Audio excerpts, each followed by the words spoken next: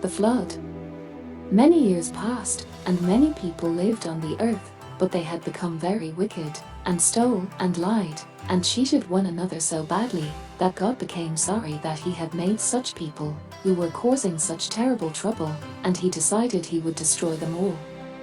But there was among them one man who was good. His name was Noah, and God loved him. So he spoke to Noah and told him what he was going to do. He would send so much rain that there would be a great flood, and it would drown everything on the earth.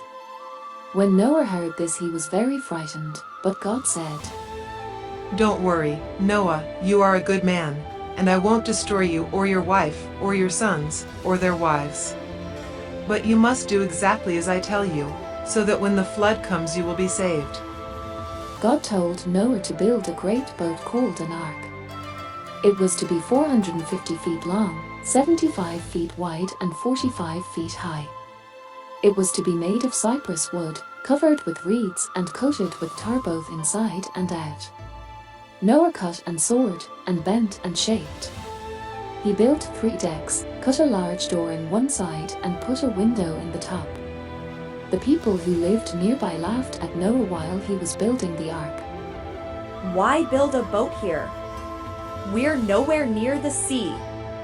You must be mad." But Noah paid no attention. God said to Noah, "This big ark is not only for you. I want you to go out and collect a male and a female of every kind of animal and bird and reptile, and take them into the ark with you. Now go and gather all the food you can find for you and for them. You will need enough for a long voyage."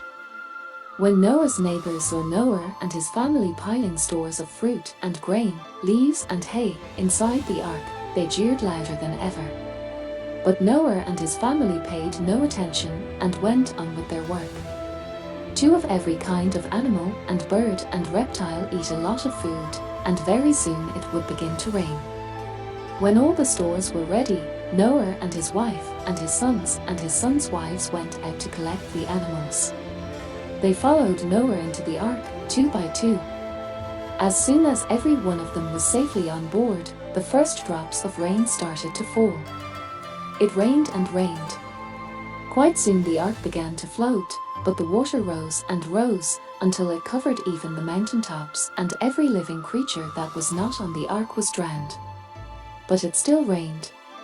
It rained for 40 days and 40 nights, and after it had finally stopped raining, the flood waters went on covering the whole earth for 150 days.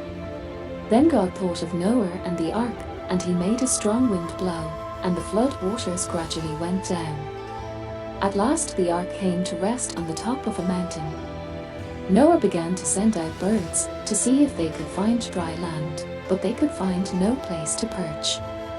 Finally one day Noah sent out a dove, and that evening the dove came back with an olive twig in its beak. Some parts of the land were dry again. The next time Noah released the dove, it did not come back at all, which showed Noah that it was now safe to leave the ark. So Noah and his family, and all the creatures they had taken with them, came out of the ark onto dry land, and Noah built an altar and offered a sacrifice of thanksgiving. God was pleased, and he blessed Noah and his family and told them to have many children and fill the earth with people again. God said, "I will make a promise to you and all your children. I will never again send a flood to destroy everything. I will put a rainbow in every rain cloud, and whenever you see it, you can remember my promise, which will last forever."